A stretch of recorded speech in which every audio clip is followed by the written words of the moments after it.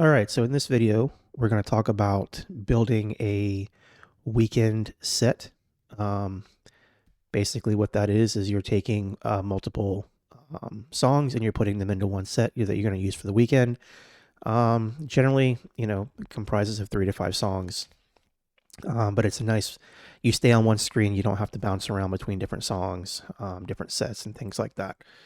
Um, so I do want to preface this with there are many ways to do this. The the way I'm going to show you is just the way that I've come to do it. It's quick, it's efficient. There's not a lot of setup needed for your individual sets to do this. So I mean, I've seen people do it all kinds of ways. So there's not really a right or a wrong way as long as you accomplish the same objective. There's a few things that I've incorporated into how I build my weekend set that makes it more efficient, makes it faster to build. And I'll talk about those when I get there. But I just want to throw that out there that this is not the end all be all. This is just one way of doing it. So with that being said, we're going to go to our worship sets folder, and we have a weekend template that I've created. And so we're going to go ahead and get that guy loaded up. And right off the bat, you're going to see that we have four tempo blocks, if you will.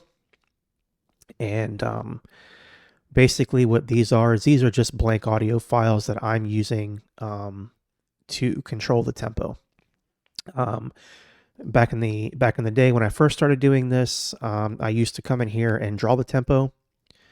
It's grayed out right now because I have these guys controlling the tempo. But if you didn't have that, this line would be red. You'd have a little pencil here, and you would have to come in here and zoom in and draw your tempo lines according to whatever the tempo was of your songs. It's tedious. It can take a while, and especially if your tempo changes. In some songs, where it'll kind of taper off towards the end, so it does get a little tedious. So what I figured out many years ago is creating tempo blocks basically. So these guys control the tempo. So what does that mean? So we're going to highlight this guy, and we're going to come down here and click. And as you can see, like I said, it's just a blank audio file. There's nothing in it, and it's set on a loop. And so, but as you notice here, the master button is highlighted. So that's basically, that's taking control. And so right now the tempo is 100 BPM. So if we were to change that to 70,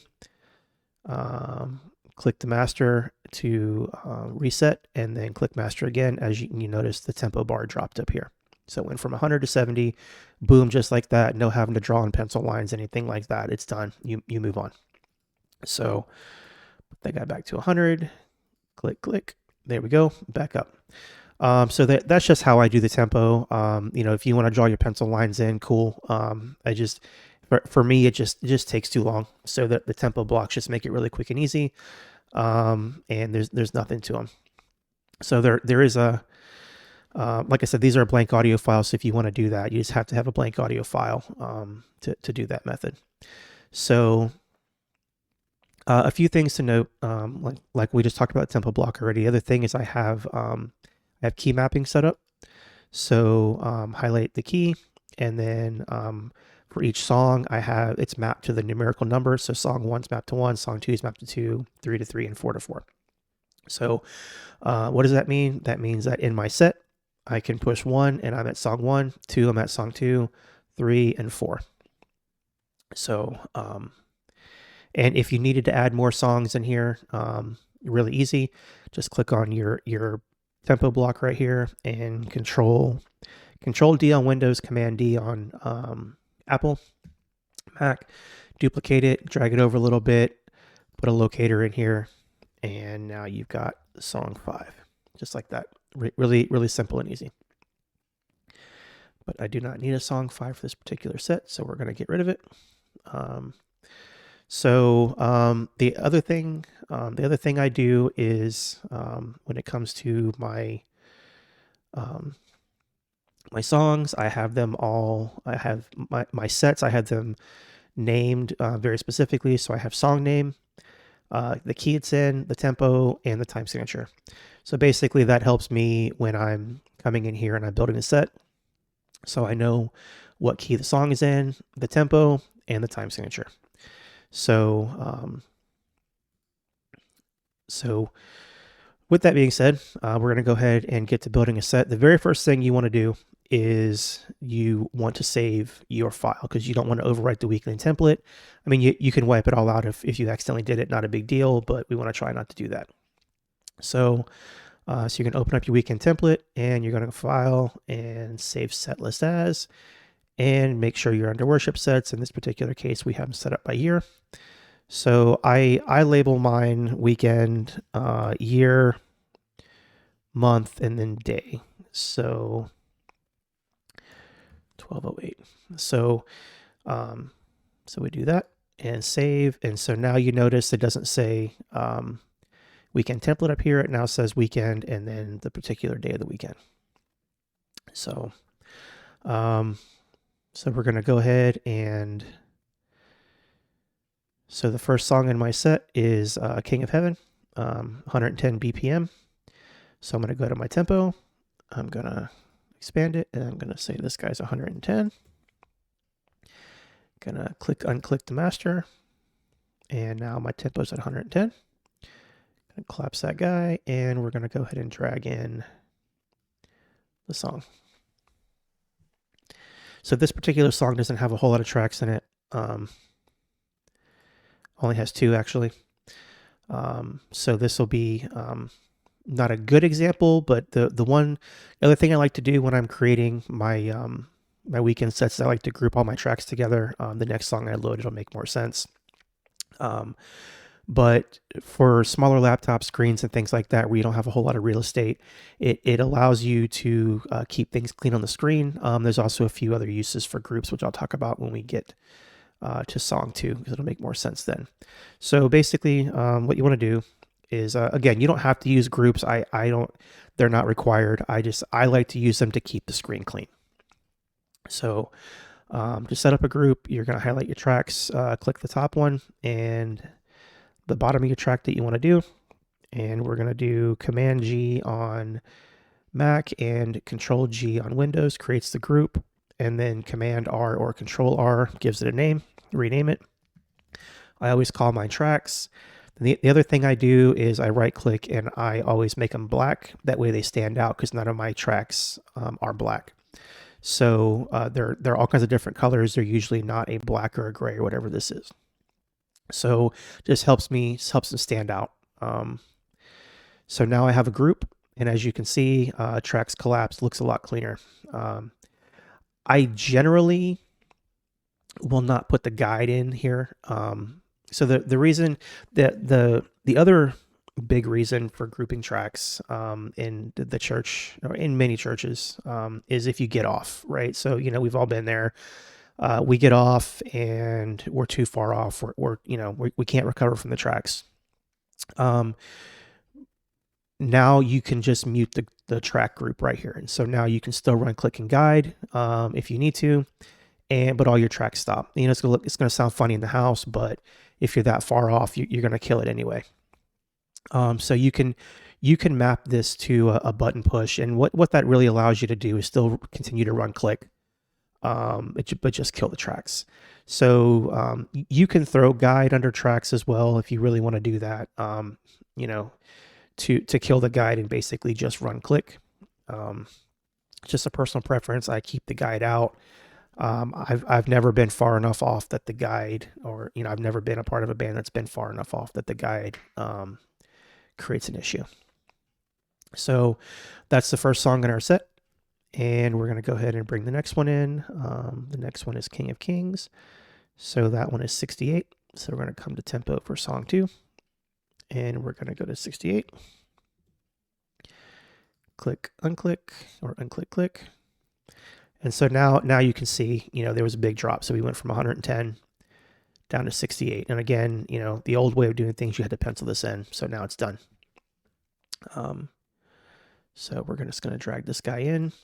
Now when you're dragging your songs in, to collapse this guy so we can see it better. They're always going to come in right underneath song 1 to the far left. I have, as of this recording, I have not figured out a way to automatically drop them where I want them to go. So I'm going to show you a little trick to quickly get them where we want them to go. But first, I'm going to go ahead and group. And as you can see, this song has a lot more tracks. It takes up a lot more of the screen. So whereas the other song only had 2 tracks, this one's got, quite a bit. So now my whole screen's full with just this one song. So I'm going to go ahead and create my group.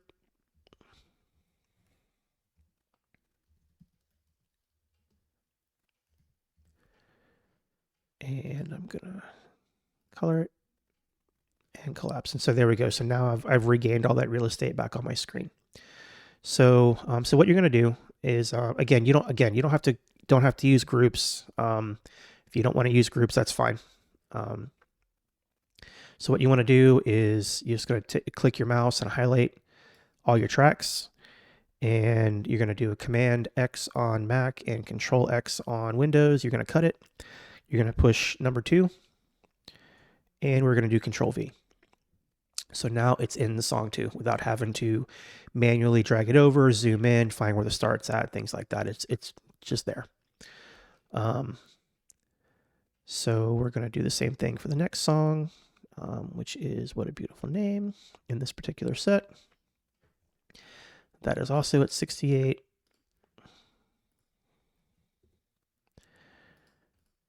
There we go. And gonna drag that guy in. And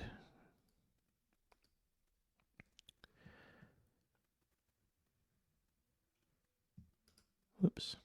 So the one thing to note when if you're dragging a bunch of tracks in and it gets delayed like that, as you can see down here in the bottom, it's buffering samples, so it's taking up a little bit of resources while it's doing that. So it may lag a little bit when you're dragging everything in. Just be a little patient with it. So we're gonna group our tracks again. Command G, Control G, Command R, Control R. Give it a name and color and collapse. And the same thing we did on song 2. We're going to highlight it. We're going to cut it. Command X, Control X. We're going to push number 3. And Command V, Control V, paste. So there we go. We got song 3. And then the last song is Cornerstone. So that is 71.5.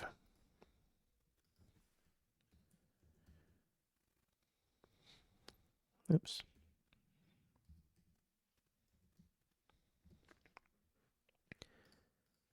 Click, 71.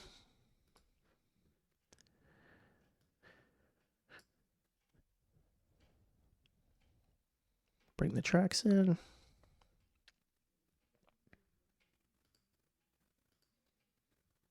Create our group.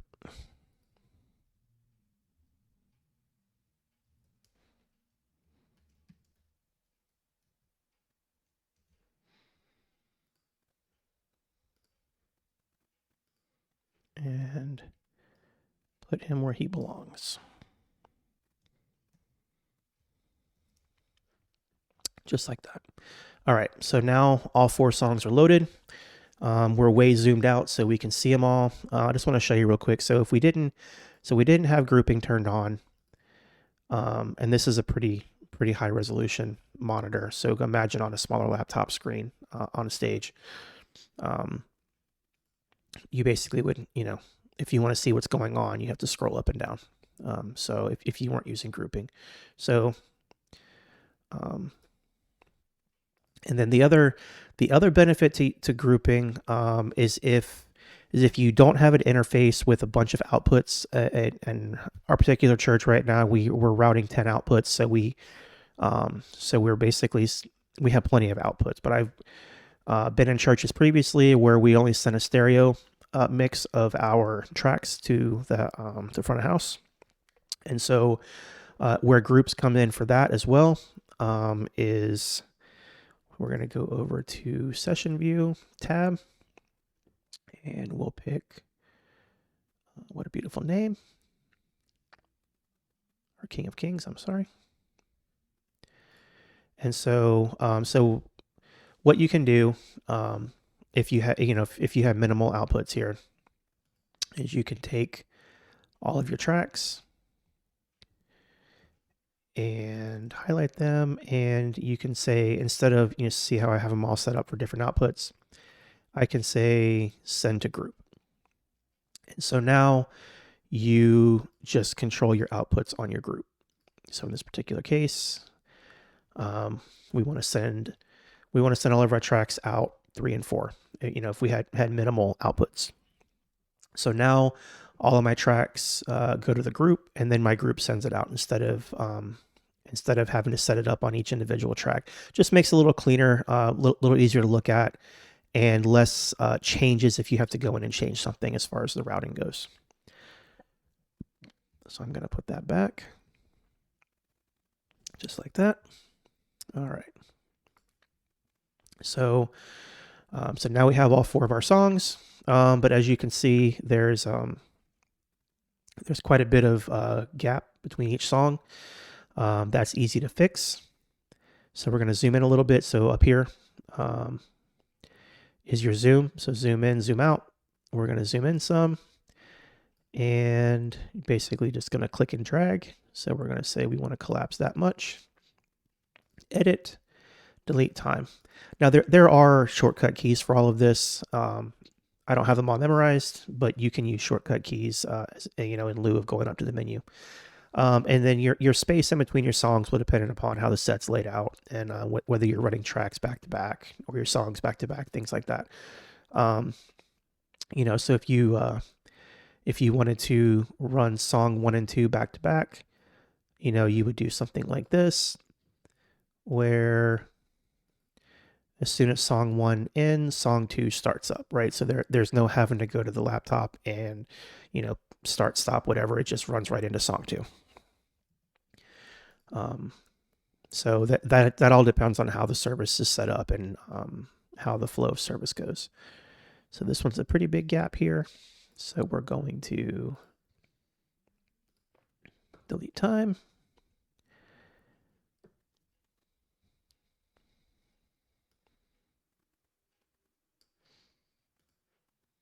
Delete time. And even though we have nothing behind song 4, we're just going to clean him up as well.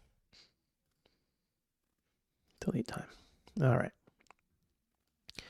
So now our songs are closer together, not big gaps in between them. Helps keep it clean. And, again, if you were running songs back to back, that's how you would do it. So the other thing I want to point out here is time signature changes. In this particular set, everything was 4/4, so there really was no odd time signature changes or things like that. But if you wanted to accomplish that, say song 1 is in 4/4 and song 2 is in 6/8, so you would come up here and you would right click and insert time signature change. So we're gonna say he's in 6/8. So now the timing and the time signature matches with your click for 6/8 and your tracks and everything else too. The one thing you need to be very careful for is if you do that and your next song is not in that same tempo, or time signature, I'm sorry. 2. Oops. Now you need to come back over here and you need to say, all right, now you're going to go back to 4/4. So I got 6/8 for this song, and now I'm back to 4/4. We do have a little bit of time signature changes in King of Kings, mainly because we use click with downbeats. I know like multi-tracks, when you get multi-tracks clicks, that come directly from them, their clicks don't have a downbeat. It's just a click, click, click, click, click. We use clicks with downbeats.